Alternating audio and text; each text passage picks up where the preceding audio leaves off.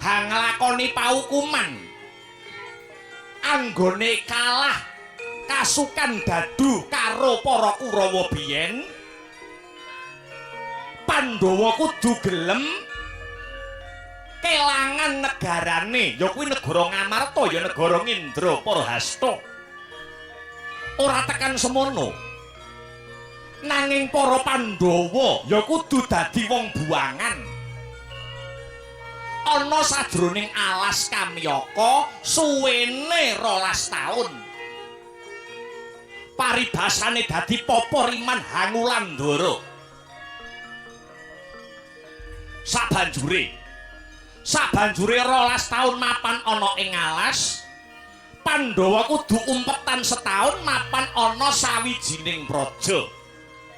Lah, ing ripalungguhan iki Pandhawa wis tuntas anggone nglakoni paukuman.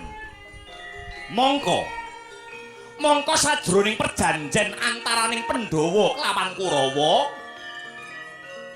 sajroning perjanjen antaraning Pandhawa lan Kurawa rumuhun ngandharake yen to Pandhawa wis gelem nglakoni hukuman suwene 13 taun. Duryudana sakurawane gelem balekake sakutuhe negara Ngamarta ya negara Indra Parahasta ditambahi separone negara Ngastina. Mongko kaki duta angka 1 Kang Sarta duta angka 2 ora bisa nagih janjine si Duryudana sakurawane.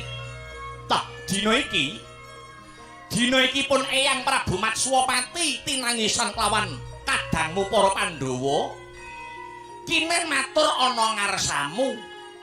Piye upama dina iki uga Kaki Kresna pinatah minangka dadi duta pungkasan kinarya ngrampungi gawe Kaki Kresna?